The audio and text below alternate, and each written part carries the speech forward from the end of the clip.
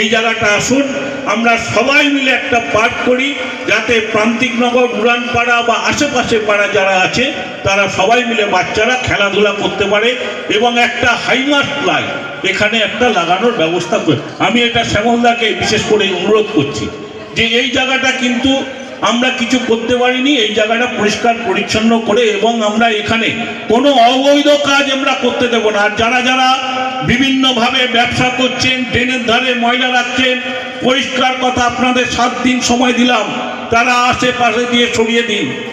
আর এখানে আমরা এটাও বলছি, এখানে গ্যারেজ একটা আছে, বহু পুরনো গ্যারেজ, আমরা চাই তারা ব্যবসায় করুক, কিন্তু রাস্তা দখল করে কেউ কিছু ব্যবসা করতে যাবেন না। গ্যারেজদেরও বলছি, যারা গ্যারেজ এখানে করেছেন, আমরা দেখতে পাচ্ছি গাড়ি ঘোড়া চালার জন্য অসুবিধা হয়ে যাচ্ছে, রাস্তার মাঝখানে গাড়ি দাঁড় করিয়ে ঠিক করছে, এটা কিন্তু ঠিক হচ্ছে না। আপনারা সাইড করে করবেন